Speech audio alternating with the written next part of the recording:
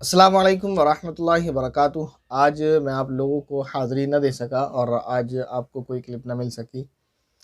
جس کی وجہ ایک یہ ہے کہ چھوٹا سا ایک حادثہ ہو گیا۔ صبح صبح پیر تھوڑا سا جل گیا اور درد کافی تھا، تو میں کافی دیر تک جو ہے لیٹا رہا، آرام کرتا رہا۔ اس کے بعد جو ہے وقت فارغ نکال کر سوچا کہ جو کلپ آپ کو دینی تھی وہ دے دی جائے، کیونکہ امپورٹنٹ کلپ ہے اور کچھ میسیجز بھی آئے ہیں ہمارے پاس۔ جیسے ایک بہن کا میسیج تھا کہ دیکھیے مفتی صاحب وسیم رضوی نے کس طرح کی بات جو کی ہے، آپ دیکھیں اس کلپ کو۔ اس کے علاوہ بہت سارے میسیج واٹس ایپ پر اور بھی آئے ہیں بھائیوں کے، اور اسی طرح فیس بک پر دو چار جو ہے واٹس ایپ پر لنک ہمیں سینڈ کیے، دیکھیے مفتی صاحب اس کو لے کر کیا چل رہا ہے۔ تو ویسے تو ارادہ نہیں تھا وسیم رضوی پر کوئی کلپ بنانے کو، کیونکہ بہت سارے علماء کرام کے بیانات،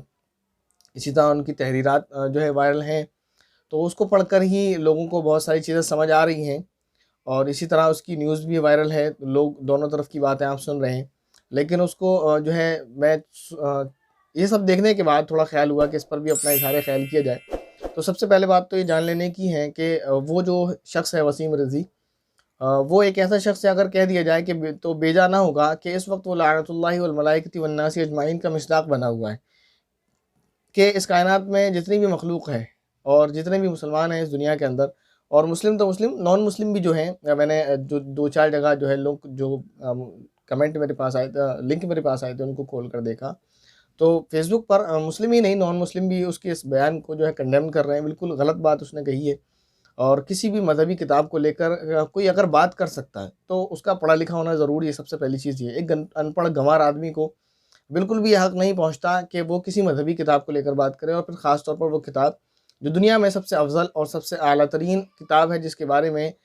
کسی کو بھی کوئی شبہ نہیں ہے کہ یہ وہ کتاب ہے کہ جس میں کوئی شک کی گنجائش نہیں ہے۔ اور اس پر بہت سارے اعتراضات پہلے سے ہوتے رہے، اب سے نہیں، نبی پاک صلی اللہ علیہ وسلم کے دور سے، اور لوگوں کے اعتراضات، ان کے جو اعتراض تھے، جو دعوے تھے، ان پر وہ دلیل پیش نہ کر سکے، اور کہہ لیجئے طوعاً یا کرہا، یعنی خوشی سے، بخوشی، رضامندی سے یا مجبور ہو کر انہیں ماننا پڑا۔ یہ وہ کتاب ہے جو منزل من اللہ، یعنی اللہ تعالیٰ کی طرف سے نازل کردہ کتاب ہے، جس میں کسی طرح کی کوئی شک کی گنجائش ہے ہی نہیں۔ یعنی یہ وہ کتاب ہے جس کو کسی انسان نے نہیں لکھا، اس میں کوئی شک اور شبہ نہیں ہے۔ اسی طرح یہ وہ کتاب ہے جو منزل من اللہ، تورات اور انجیل کی طرح، البتہ وہ بھی ہیں جیسے قرآن کریم اللہ تعالیٰ کی طرف سے نازل ہوا اللہ تعالیٰ کی کتاب ہے، تو جیسے تورات اور انجیل بھی ہیں، لیکن اس میں اور اس میں فرق یہ ہے کہ یہودی اور عیسائی اور تمام ہی لوگ اس بات کو مانتے ہیں، بلکہ ماننا پڑے گا ان کو مجبور ہو کر، کہ تورات اور انجیل وہ کتاب ہیں جو جیسی نازل ہوئی تھی ویسی محفوظ نہیں ہیں، اور اس پر اچھی خاصی بات کئی کانفرنس کے اندر ہو چکی ہیں، جس کی واضح دلیل یہ ہے کہ تورات جس زبان میں نازل ہوئی تھی اس زبان کو کوئی نہیں جانتا، انجیل جس زبان میں نازل ہوئی تھی اس زبان کو آج کوئی نہیں جانتا۔ یہ خود انگلش میں اور اپنی زبانوں میں ہے، اور قرآن کریم جو ہے جیسا نازل ہوا تھا، جن کلمات کے ساتھ نازل ہوا تھا، حرف بحرف وہی ہے۔ اب کسی ان پڑھ گنوار آدمی کا یہ بک دینا کہ قرآن کریم میں تحریف کی گئی، کہ فلاں نے لکھ دیا اور فلاں نے تبدیل کر دیا، یہ بات کوئی قابل تسلیم نہیں ہے۔ اس لیے کہ ساری کائنات کے اندر جتنے بھی انسان اس دنیا کے اندر، آپ جتنے بھی مسلمان ہیں، ان سب کے پاس جو قرآن کریم آپ کو ملے گا وہ ویسا ہی ملے گا جیسا کہ ہے، حرف بحرف، کہیں بھی چینجنگ نہیں ہوگی، نقطے بھر کی بھی۔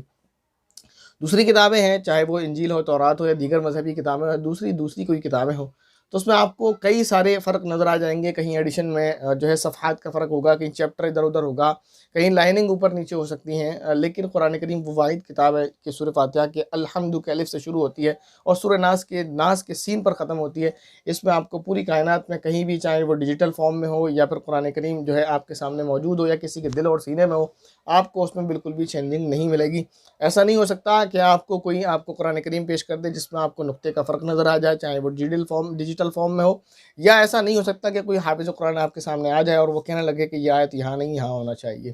تو یہ بات تو قابل تسلیم ہے ہی نہیں، اس نے PIL دیا ہے، وہ بالکل ہی غلط اور بے وقوفانہ اس کی حرکت ہے، اور اس سے سارے مسلمانوں میں غم اور غصہ ہے، اور ہونا بھی چاہیے جو اس کی حرکت ہے۔ لیکن یہاں پر چند چیزیں سمجھنے کی ہیں، جو میں نے اس کو موبائل کو یہاں پر رکھا ہوا ہے، اس کو یاد رکھنے کے لیے ایک بات بہت امپورٹنٹ جو آپ سے کہنی ہے، کہ قرآن کریم پر اعتراض پہلی بار نہیں ہوا، یہ جو اس کا قدم ہے یہ تو مہرہ ہے، اس کو یوز کیا گیا، جو ہے ہندوستان کے اندر انتشار پیدا کرنے کے لیے۔ دو چیزوں میں، دو طرح سے انتشار پیدا کیا جا سکتا ہے، اس کے بارے میں بعد میں بات کروں گا۔ پہلے یہ کہ اس پر اعتراض پہلے بھی ہوئے ہیں، بہت سارے لوگوں نے کیے ہیں، اور جنہوں نے پھر اس کو پڑھا اور سمجھا اور عقل کے دائرے میں جانچا تو انہوں نے پھر اس پر سوری کیا۔ جیسے میں نے ابھی ایک لکھا ہے جو ابھی وائرل ہوا ہے، جو ہے ایک اخبار کی کٹنگ ہے میرے پاس، سوامی لکشمی شنکر آچاریہ کی، انہوں نے ایک ہیڈنگ ہے اس اخبار کے اندر لکھا، اب میں حق سے آشنا ہوا، یعنی میں نے اب سچ کو پہچان لیا، یعنی کافروں سے متعلق قرآن کریم میں آیات کی حقیقت، یہ ہیڈنگ ہے۔ میں اس پوری نیوز پیپر کا جو انہوں نے مضمون لکھا ہے وہ تو نہیں سنا سکتا، اس کی ہیڈنگ سنا سکتا ہوں، لیکن اس سے پہلے میں آپ کو بتاؤں جن 26 یا 24 آیتوں کی وہ بات کر رہا ہے، تو آپ میں نے اس کو لے کر 1 گھنٹے کا میرا لائیو ہے، میں نے اس میں بہت کلیئر کیا ہے کہ آیت جہاد جو ہیں وہ کیوں ہیں قرآن کریم کے اندر، کیوں ان کو ہونا چاہیے۔ تو 1 گھنٹے کی کلپ ہے، اور میرے علاوہ بہت سارے، میں تو چھوٹا آدمی ہوں، میرے علاوہ بہت سارے بڑے بڑے علماء کی اس پر کلپس موجود ہیں کہ آیت جہاد قرآن کریم کے اندر کیوں ہے اور کیوں ہونا چاہیے۔ تو اگر کسی کو اعتراض ہے تو اس کو پہلے پڑھے اور اس کو سمجھے، پھر آیت جہاد پر اس کو اعتراض باقی نہیں رہے گا۔ لیکن میں آپ کو بتاؤں، جیسے اس میں لکھا ہے کہ میں جو سوامی لکشمی شنکر آچاریہ ہیں، انہوں نے جو مضمون لکھا اس کی ہیڈنگ میں خلاصہ آپ کو پڑھ کر سنا رہا ہوں۔ اس میں لکھا ہے، میں اللہ سے، پیغمبر حضرت محمد صلی اللہ علیہ وسلم سے اور سبھی مسلمان بھائیوں سے علی اعلان کھل کر اوپنلی اجتماعی طور پر معافی مانگتا ہوں، اور لا علمی میں لکھے اور بولے گئے الفاظ کو واپس لیتا ہوں۔ عوام سے میری اپیل، درخواست، گزارش ہے کہ اسلامی دہشت گردی کی تاریخ، انہوں نے ایک رسالہ لکھا تھا، کہتے ہیں نامی میری کتاب میں جو کچھ لکھا ہے اسے صفر سمجھا جائے، اس کو بالکل ختم سمجھا جائے، اس کی کوئی ویلیو نہ سمجھی جائے۔ اس کے علاوہ ایک اور ہیں ہندوستان کے اندر آچاریہ، ان کا نام میرے ذہن میں نہیں، اس کا سرنام شاید بھاوے ہے، انہوں نے قرآن کریم کا ٹرانسلیشن کیا ہے، اس کا نام رکھا انہوں نے قرآن سار،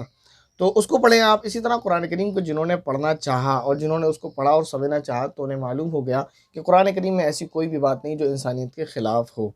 اب یہ جو محرہ بنایا گیا، اس کو محرہ کیوں بنایا گیا؟ بس ایک بات کہہ کر، کہنے کو تو بہت ساری باتیں ہیں، میں اپنی بات کو ختم کرتا ہوں۔ اچھا، ایک اور بات آپ سے درمیان میں کہنا یہ چاہتا ہوں کہ ایک کتاب لکھی، اسلام، آتنک یا آدرش، وہ کتاب آپ نے سنی ہوگی، اس کتاب کو آپ کو پڑھنا چاہیے، ورنہ وہ کتاب میرے پاس ہے۔ ویسے تو میں سوچ رہا تھا کہ اس کو کبھی وقت نکال کر شروع کروں گا، لیکن میرے خیال سے وہ وقت آ پہنچا جس کا جو اس کا صحیح وقت ہے کہ اس کتاب کو آپ کے سامنے پیش کیا جائے۔ ویسے تو آپ اس کتاب کو پڑھ لیں خود ہی تو بہت بہتر رہے گا، ورنہ مجھے موقع ملے گا انشاءاللہ میں جلدی اس پر کلپ شروع کروں گا، جو اسپیشلی ہمارے نان مسلم بھائیوں کی ہوں گی، کیونکہ وہ اس کو لے کر بڑے کشمکش میں آ جاتے ہیں کہ قرآن میں آیت جہاد ہیں یا کیوں ہیں، یا اس طرح ان کو جو ہے مس گائیڈ کرنے کی کوشش کی جاتی تو وہ مس گائیڈ ہو جاتے ہیں۔ میں نے بارہا کہا ہے کہ درس قرآن کا ہونا بہت ضروری ہے، اور اس پر مجھے افسوس ہے کہ درس قرآن ہمارا رکا ہوا ہے، موقوف ہے اس وقت، لیکن یہ اللہ تعالیٰ کی مرضی۔ بہرحال یہ کہ درس قرآن اگر ہم عام نہیں کریں گے تو اس کا نقصان یہی ہوگا کہ لوگوں کو مس گائیڈ کیا جائے گا، اور جو پھر انسان کو، جب آپ صحیح چیز نہیں دے رہے ہیں اس کو غلط چیز مل رہی تھی، پھر اس کو غلط ہی صحیح لگتی ہے۔ تو اس لیے ضروری ہے کہ آیت جہاد یا پورا قرآن کریم، آیت جہاد ہی کیا چیز، پورا قرآن کریم کو جو ہے لوگوں کے سامنے عام کیا جائے۔ تو کوشش کروں گا انشاءاللہ اس کتاب کو، لیکن پھر میں آپ کو بتا رہا ہوں کتاب کا نام ہے اسلام، آتنک یا آدرش، اس کتاب کو آپ پڑھیں، لوگوں میں عام کریں، لوگوں کو بتائیں۔ اس کے بھائی ہیں، ایک ان کا کلپ بھی دیکھا، وہ کہنے لگا کہ یہ آدمی پاگل ہو چکا ہے، اس سے ہماری فیملی کا کوئی لینا دینا نہیں ہے، اور بڑے دکھ کی بات ہے کہ یہ جس کمیونٹی سے آتا ہے، شیعہ کمیونٹی سے، اس کی اس حرکت کی وجہ سے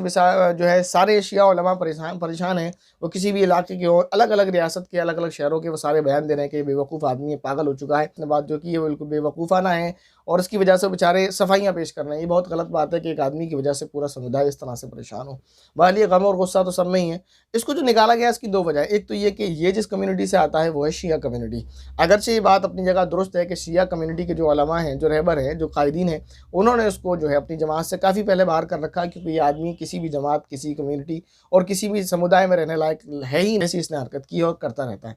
تو